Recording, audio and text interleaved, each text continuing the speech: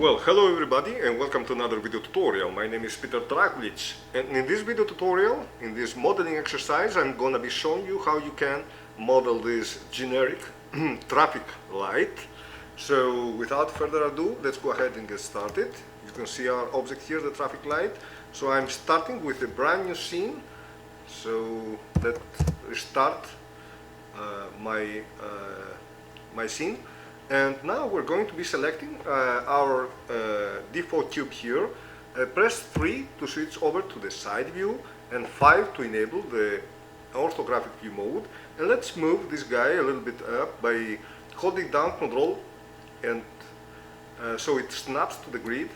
Alright, now I want to tab into that mode. I want to select those 4 top vertices and switch over to the by pressing Z to the orthographic to the wireframe view mode, and by B border select those top vertices, bring them just a little bit down, and now I want to extrude them along the Z axis and then scale them down a little bit.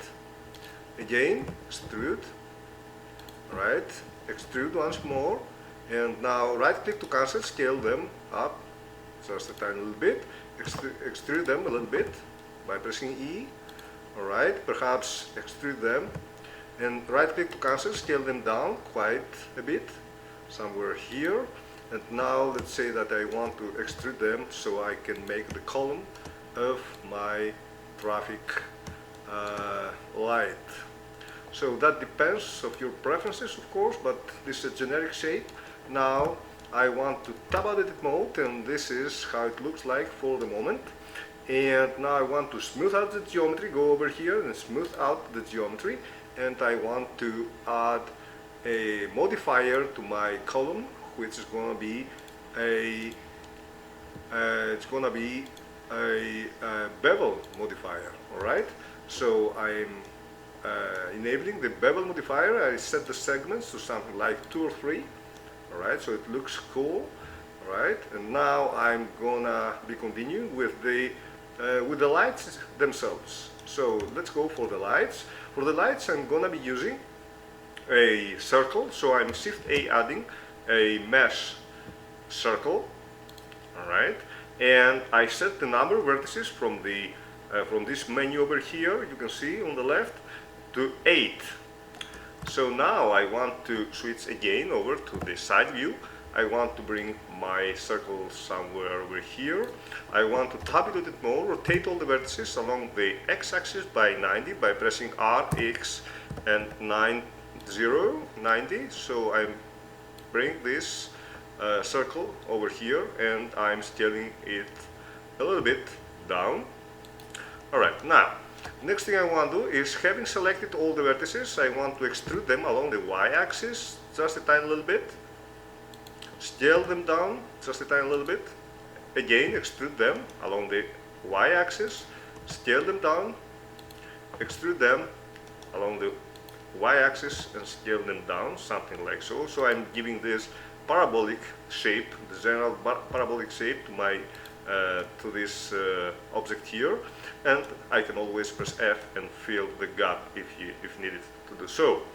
Alright, now let's switch over to the front orthographic view, and I want to select those 3 top vertices. I want to extrude them a little bit along the Z-axis, scale them down to 0 by pressing S, Z and 0, so they are aligned.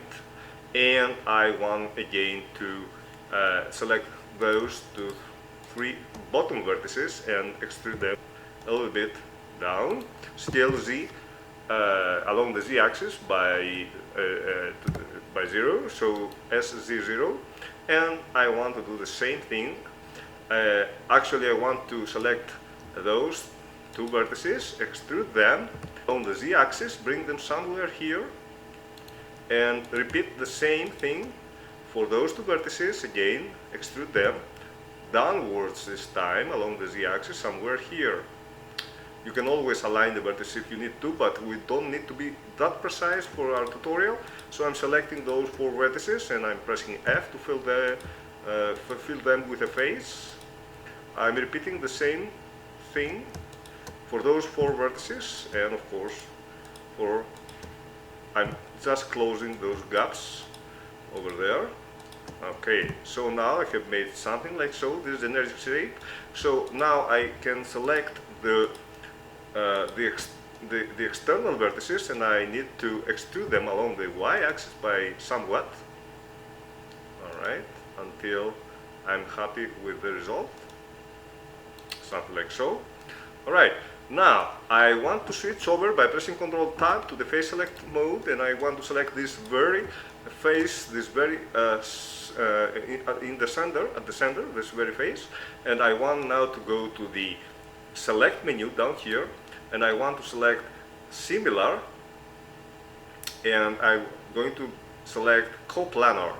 So coplanar, and I'm going to adjust the threshold by scrubbing the slider here, so that I have selected some more vertices, right? Plus this loop as well. Okay, so now having selected those faces here, I want to Shift D, press Shift D, duplicate them, right click to leave them in place, and press then S Y -1, so you can scale them along the y-axis by -1, actually by mirroring them, right? And now I need to scale them down, those faces here, quite a bit, something like so, and I want to make sure that they fit the overall shape. So this is going to be the glass of the traffic light, alright?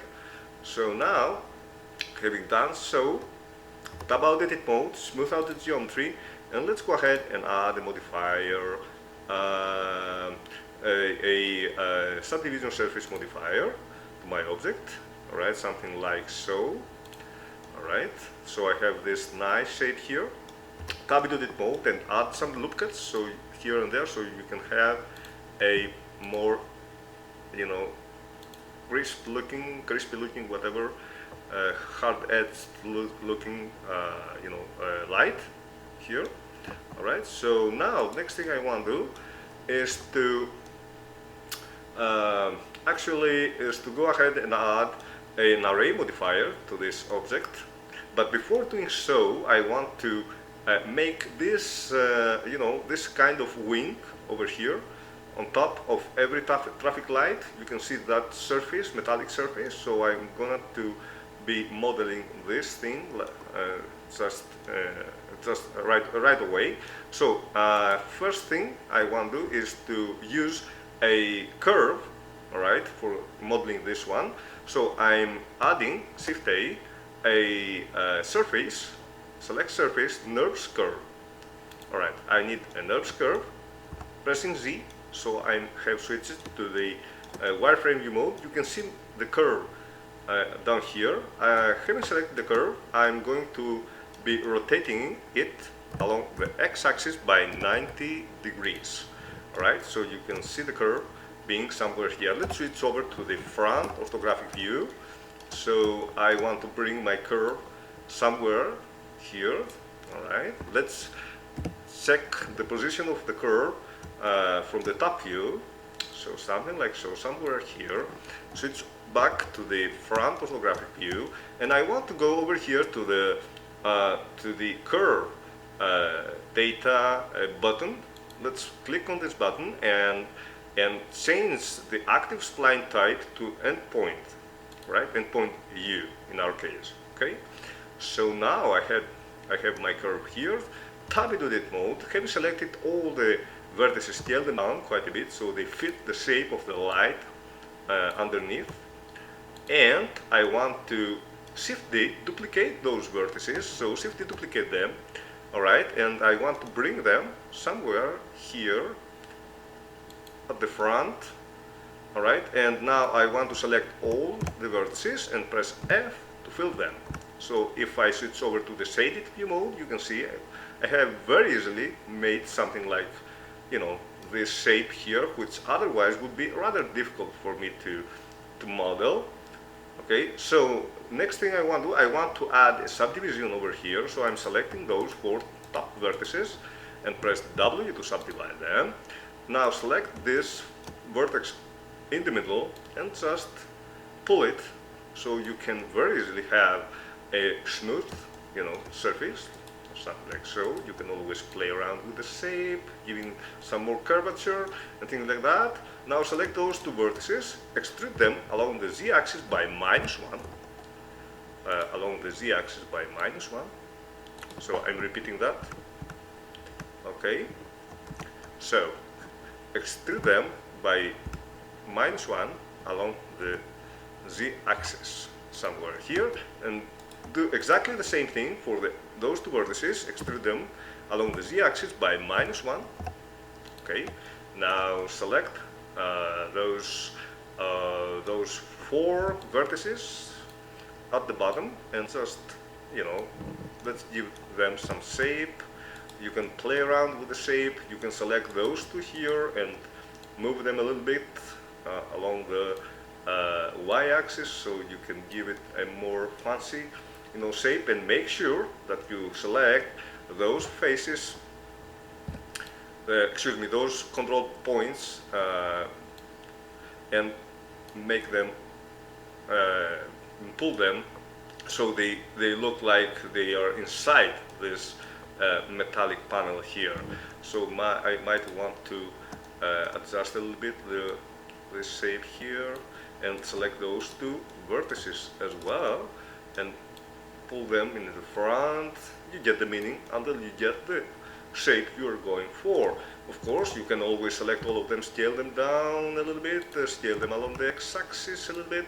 Alright, move them a little bit along the z-axis maybe, until you make them fit to the object.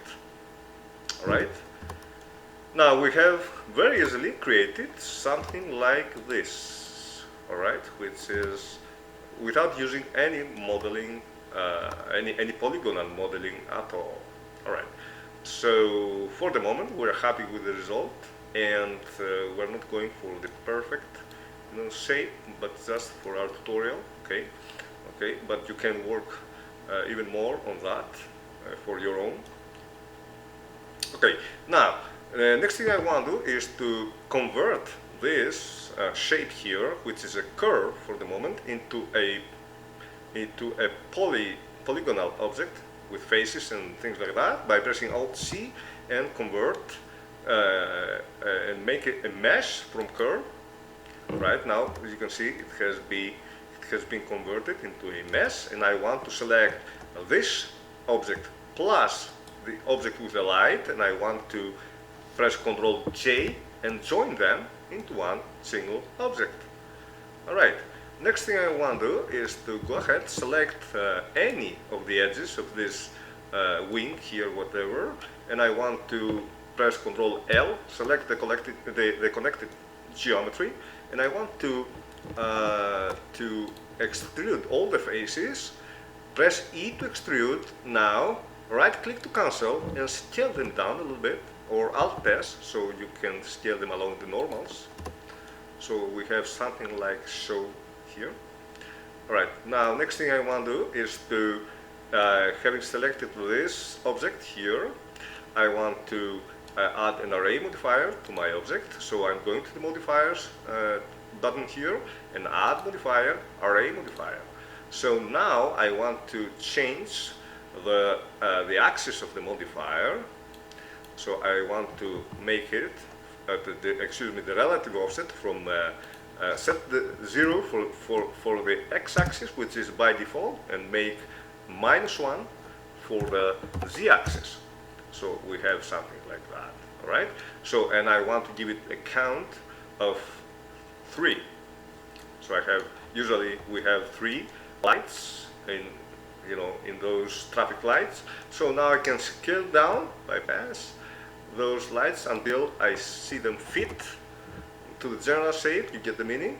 And maybe I want to move them a little bit in the front, something like so. And then I might want to press Ctrl A so I can apply the rotation scale. Alright, so something like so. So next thing I want to do is to create those two arms. The arms that are connecting this element here, the lights, to the column. So that's a pretty easy task. So I'm bringing by pressing Shift-S, the cursor to the selected, and I'm adding just a mesh cube. I'm tabbing in the tip mode, switch over to the side orthographic view, and by pressing Z to the wireframe mode, scale down my cube.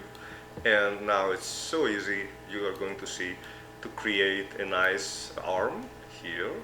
So I'm selecting just the front face, and I'm moving it somewhere here, perhaps, and I'm then selected this face in the back, alright, the back side. So I'm switching over to the top view this time, and for making sure we have a good positioning, I'm bringing my arm somewhere here. Now I want to select this vertex here, this face here, and I want to extrude it a few times until I have made something like something like so, and then I want to play around with those faces here, and I want to bring it somewhere here. I want to rotate it a little bit, place it something like so. It's better to work with faces, so, and with vertices even better in such a situation, so you can give it very easily the overall shape you are going for the arm. Well, okay. Okay, let me select those vertices here, Ctrl R, add yet another subdivision here. You get the meaning, you give it a nice shape until you are satisfied by the result. Okay, something like so perhaps, and maybe I'm moving something like so. Alright, you can play around with all those little adjustments here and there until you are happy with the overall shape of your arm. Now, next thing I want to do is to make sure that the arm, as you can see in the shaded mode, we can see we need to make some modifications to our arm. So I want to select all the vertices, bring them somewhere here perhaps, and maybe I want to maybe select those vertices here, and I want to make something like so, whatever. So maybe I don't want to keep the shape, deleting some vertices, but the overall meaning of it is that you can create the arm, right, the connecting arm, the way you decide, right? So something like so. All right. So whatever. Yeah, and one last thing I want to do is to extrude that face as well, and that or extrude it, or maybe you could even add this look at somewhere here, and you could select this face and extrude it. Alright, that depends on your particular arm. Alright, so something like so. And the important thing is that we need to add a mirror modifier now to our arm, so that we can have a mirrored element on the other side. So make sure that the cursor is being positioned exactly at the center. So it's a good idea for you to select the column, Shift-S, bring the cursor to the selected, and select now the arm, Ctrl-Shift-Alt-C, place the origin to 3D cursor of the arm, and now add the modifier. Go up here to the modifier menu and add the modifier mirror. So yeah, well, we have made something like so. Of course, it's not very accurate, very detailed. All right, but anyways, you can add the bevel modifier as well if you want to add some, some certain, certain detail, alright, and keep it flat if needed, alright, something like so, alright. Okay, so that makes our arm, and you can always add an array modifier, alright, and again make set to 0 the x axis displacement or relative offset, and set to 1 perhaps the z axis, no, rather to something like 5 maybe. Alright, it works rather nicely. So we have something like so. Really quickly, really quick, we have modeled this kind of traffic light. Alright, always make sure that your faces are looking to the right direction, so it's a good idea to select all of them and press Ctrl N to recalculate the normal side. Otherwise, you might have some problem with the shading of the faces. And if you want to add some crispiness here, I mean some more hard-edged look, although I don't think it's so necessary, you can always add the modifier and split to your object. So that completes our tutorial for today. I hope you enjoyed it and that you learned something from this. And if you like this tutorial, don't forget to subscribe. See you next time with a hopefully interesting topic, hopefully soon. Until then, have fun and goodbye.